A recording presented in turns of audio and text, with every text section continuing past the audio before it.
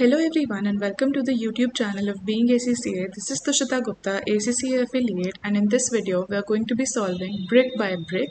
It is a 2010 question which has been adapted to meet your latest exam style requirements. Brick by Brick is a building business that provides a range of building services to the public. Recently they have been asked to quote for garage conversions and extensions to properties and have found that they are winning fewer GC contracts than expected. BBB has a policy to price all jobs at budgeted total cost plus 50%. So this is how they are pricing their products. Okay. Overheads are currently absorbed on a labor hour basis. BBB thinks that a switch to activity-based costing to absorb overheads would reduce the cost associated to GC and hence make them more competitive. You are providing with the following data. A typical GC costs 3,500 in materials, takes 300 labor hours to complete. A GC requires only one site visit by a supervisor and needs only one planning document to be raised.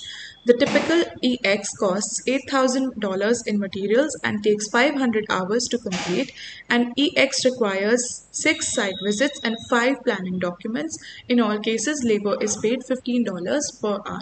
So the first question wants us to find out the quoted price of a GC using labor hours to absorb the overheads. So let's first find out the cost, and then we know that they follow cost plus 50% marker. Okay. So this is the first question. Let's first find out the material cost. Material cost for a GC is given to be 3,500. Then we have our labor cost. Labor cost. It is given that labor is paid 15 per hour and we are taking 300 hours to complete a GC. This is done with the labor cost. Now as for overheads, let's first also find out the overhead absorption rate. So overhead absorption rate will come out to be the total overheads are 400,000 and divide this by 40,000, which is the total number of labor hours. So with this we come at a absorption rate of $10 per hour. Now it is said that it is this GC is going to take 300 labor hours. So multiplied by 300. So with this we have our overheads also that will be absorbed. Now the sum of these three will give me my total cost, at which I will apply a markup of 50%. So what I will do is I will multiply this with 1.5. So this will give me my quoted price, which is $16,500, and this comes to be my answer.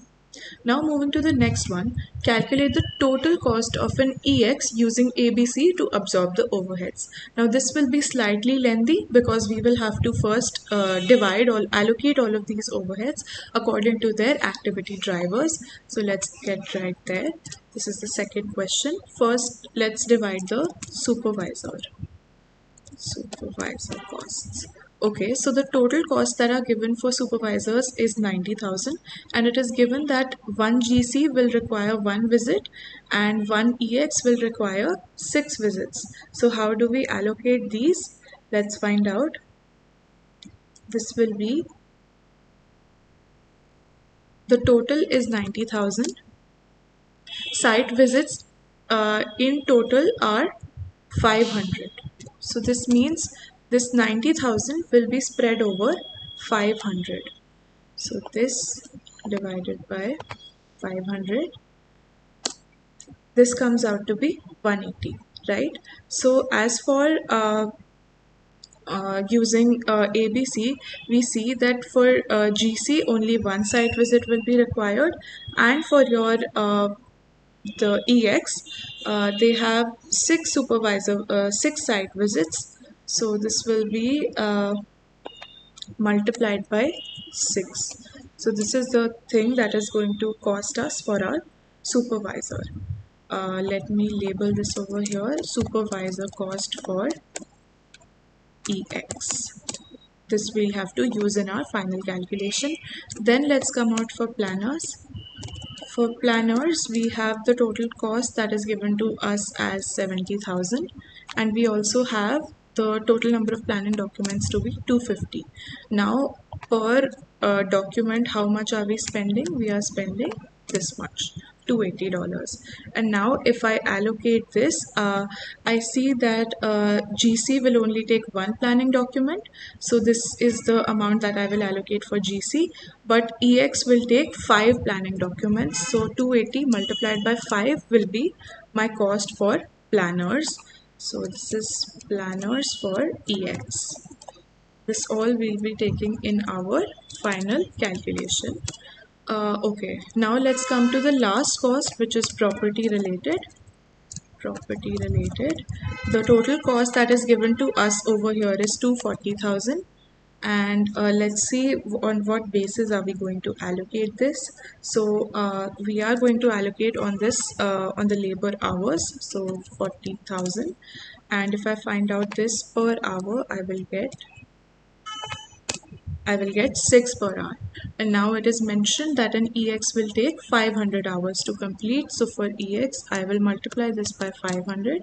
And this is the cost that is going to take me for property related for EX. Now let's come to our final calculation that we'll quote for EX. So for EX, we have, first of all, we'll take the material. Material will come out to be how much? It is given that it is costing 8,000 in materials right here. So I'm just going to put 8,000 over here. Then I have my labor. So for labor, it is going to take me how many hours? 500 hours, and the per hour rate of labor is $15. So this is my total labor cost. And then I will allocate the overheads that I have just calculated above. So first of all, these are the supervisor related overheads, which came out to be 1080 right here. This is for the supervisor. Let's label also. And then the next one we calculated was 1400, which was the planner. So this is planner. And then 3000 is our property related, and I can copy that from here. Right. So these are my total overheads.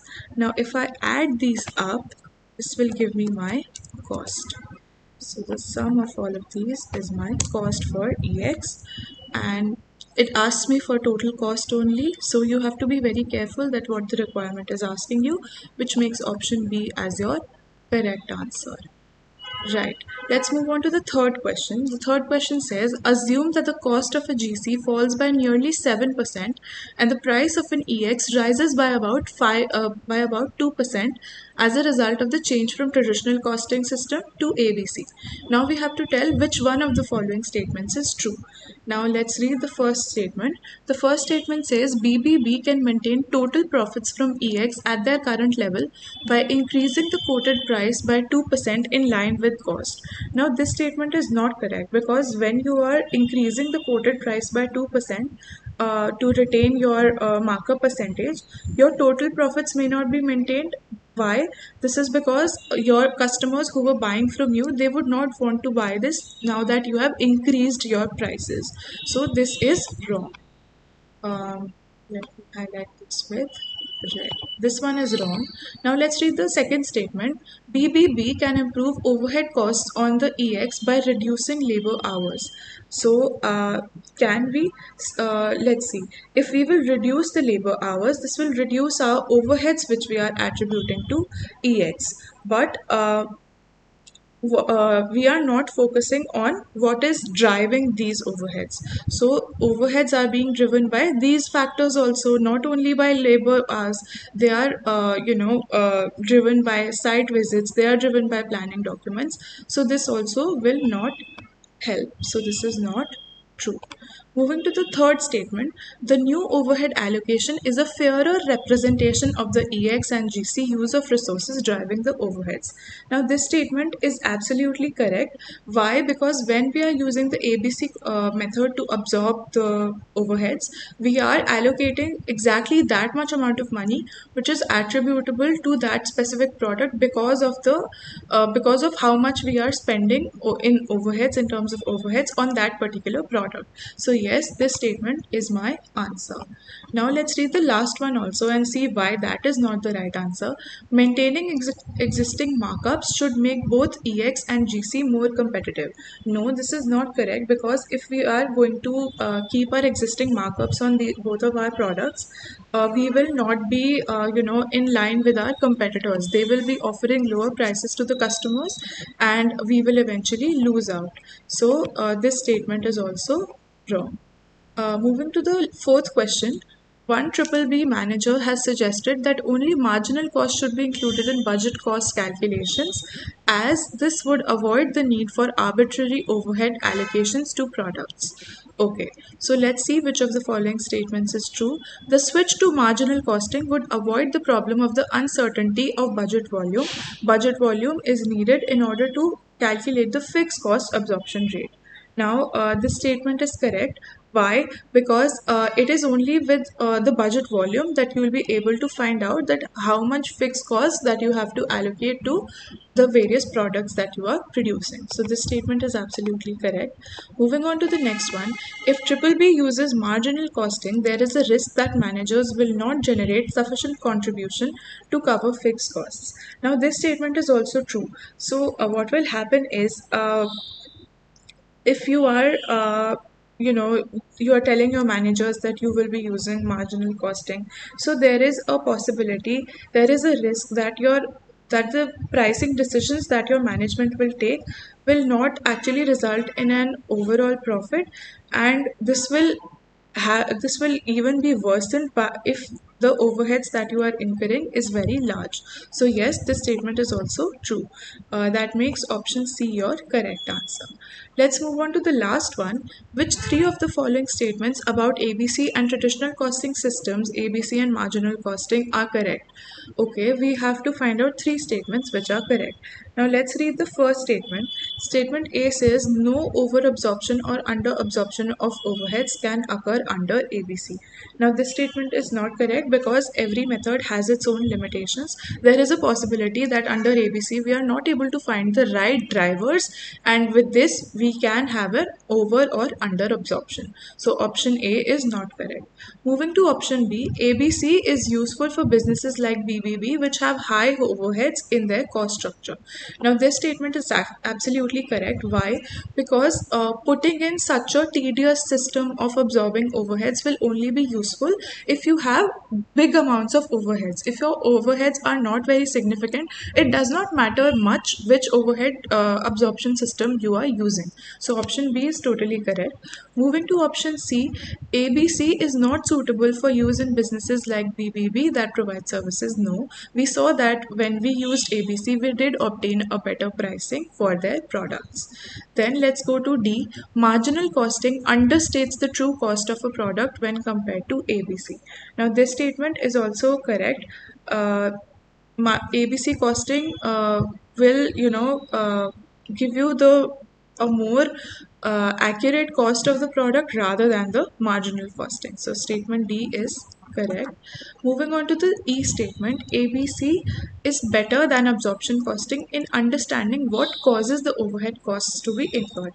Now this statement is also absolutely correct. Why? Because we used these as the reasons that were causing these costs. So this happens in ABC, right? So this statement is absolutely correct. This is better than the absorption costing to find out what is causing how much of expenditure, what activity exactly is causing us to spend out that money from our pocket. Now moving on to the last one, both ABC and marginal costing treat all fixed costs as product costs. No, this is not true. Marginal costing will take into account only your variable cost, because as the name suggests, marginal costing only takes variable cost, and then ABC will account for all the costs when it is calculating the cost of the product. So F is also wrong. This leaves us with our answer B, D and E. With this we have come to an end to this question. Thank you for watching. Stay tuned for the next one.